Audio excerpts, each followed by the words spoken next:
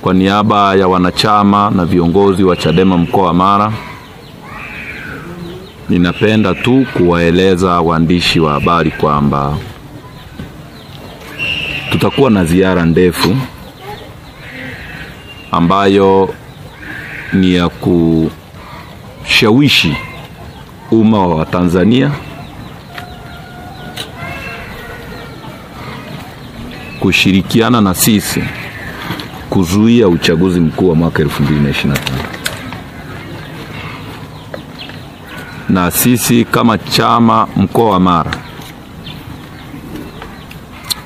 pamoja na kutambua kwamba iko ziara ya mheshimiwa mwenyekiti wa chama taifa akiongozana na viongozi wakuu, hata leo imeshaanza safari yake kuelekea Zanzibar, na atakuwa pia na ziara ya aina hiyo kwenye kanda ya Nyasa, Kusini, Magharibi, Victoria, Serengeti na kanda zote za nchi hii. Kwa sababu kuna azimio hili la chama ambalo ni azimio la mwaka 2024 ambalo lilitolewa na mheshimiwa Freeman Mbowe mwenyewe akiwa mwenyekiti wa chama taifa, na baadaye likakubaliwa na mkutano mkuu wa chama. Kwa sisi kama Chadema mkoa wa Mara tunaunga mkono pamoja na wanachama waliofika kwa pamoja. Tunaunga mkono kwa sababu sisi mkoa wa Mara ni waathirika wakubwa sana kabisa wa chaguzi za nchi hii. Nafikiri kitakwimu, ukiacha mauaji yaliyotokea Zanzibar mwaka 2020, ukiacha mauaji yale ya Zanzibar ambao wakina Jussa walipigwa, sisi tumeuawa sana nafikiri kuliko sehemu nyingine yoyote kwenye nchi hii. Sasa Chadema mkoa wa Mara kwenye kikao cha baraza la mashauriano kiliazimia kwamba tutengeneze ripoti, na hii ripoti iende ofisi zote kabisa. Kila mahali ambapo kuna ofisi ambayo ina mtu anaweza akawa msimamizi wa uchaguzi, anaweza akawa ni askari, anaweza akawa nani, tukaona tupeleke hizi taarifa. Kwa hiyo tunapeleka hizi taarifa kwa makanisa, kwa maana ya taasisi zetu za kiroho, tukiamini kwamba kwanza tunazipa kipaumbele kwa sababu wapo kwa niaba ya Mungu wetu mwenyewe tunayemsujudia. Lakini baadaye tutapeleka kwa taasisi zote ambazo zinahusika na mambo ya haki za binadamu, Legal and Human Rights Center, TLS, Amnesty, na wote watapata. Na baadaye tutapeleka hata kwenye ofisi za wawakilishi wa rais, kwa sababu kumekuwa na tabia ya nakuta ma-DC na ma-RC wanatuona sisi kama vile ni wahalifu fulani hivi tumekase. Yani hata hapa tulipo watu tukae kwa hofu, yani kwamba ni kama wahalifu.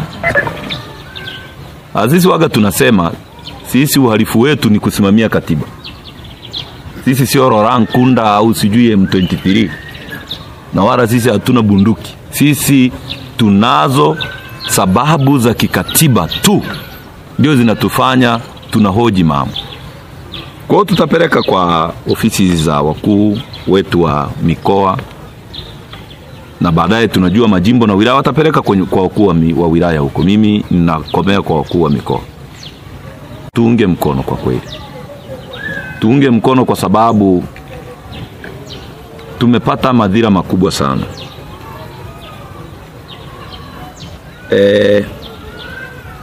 Takwimu za mkoa wa Mara kuanzia 2019 mpaka leo zinaonesha kwamba kwa sababu za kichaguzi tu wameuawa viongozi na wanachadema 10.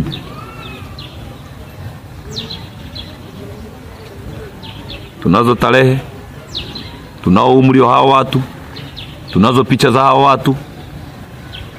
tunayo picha za maiti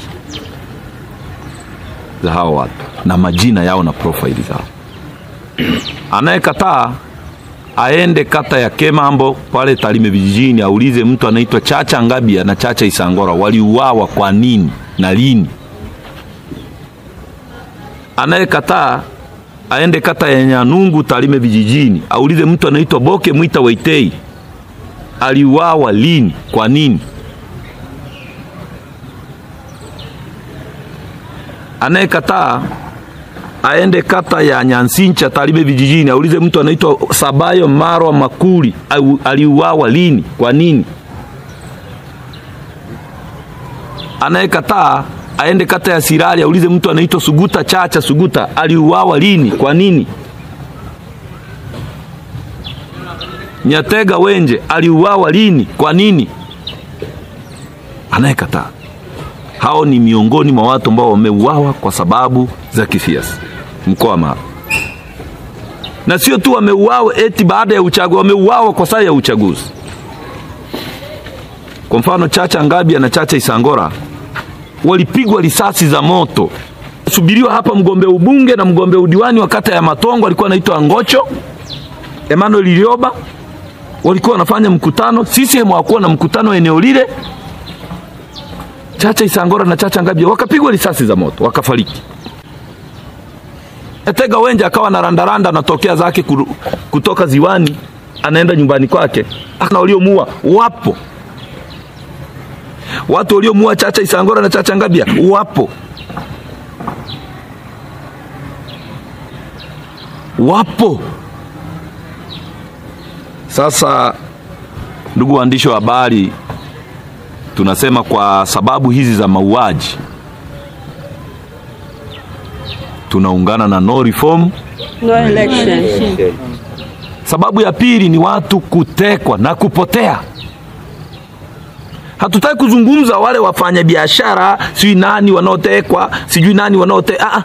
Hao wana kundi lao tutalizungumzia kwa sababu ni haki ya kiraia kuwasemea hao watu wanaotekwa, kwa sababu sio haki kupoteza mtu hata kama ni jambazi sugu kuingia.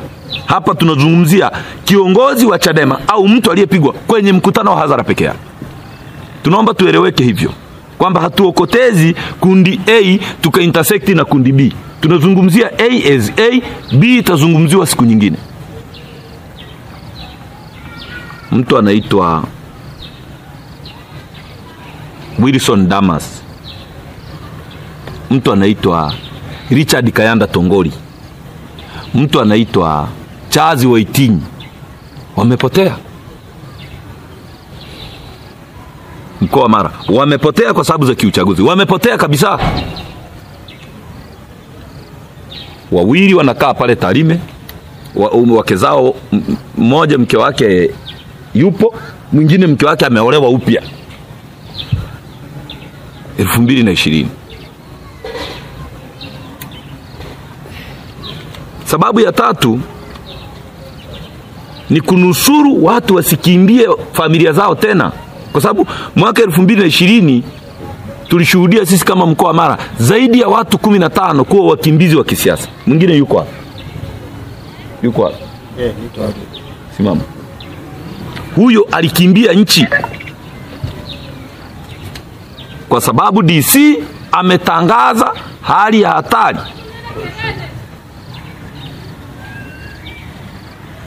Alikimbia nchi na alikuwa mgombea wa kata ya Mkoma. Yeye mgombea wa kata ya Ikoma, mgombea wa kata ya Rabo, mgombea wa kata ya Nyaongo, mgombea ubunge, wote walikimbia nchi.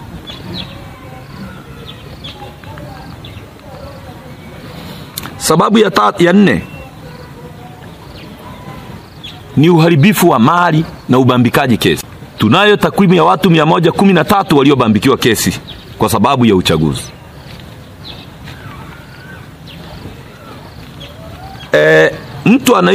Watu wanaitwa kwa mfano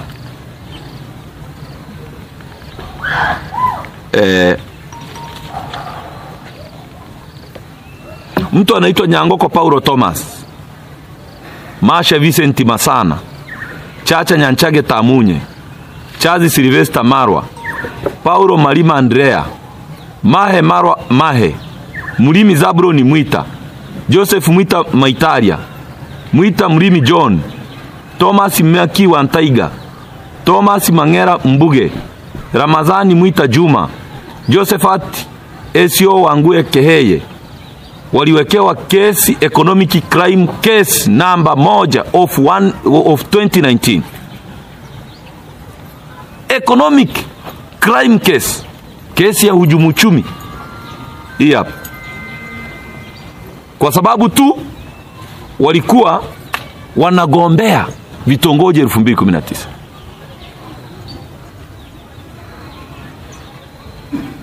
Lakini ukiwaacha hawa, kuna kundi jingine la watu 12 la watu ambao walikuwa wanamfanyia kampeni mgombe ubunge mwaka 2020, na wao wakabambikiwa kesi. Lakini hata leo tumetoka kumdhamini mtu wa mwisho leo, anaitwa Charles Kurwa. Hatujamdhamini, in fact tumemlipia, ametoka gerezani. Hilo ni eneo la watu kubambikiwa kesi.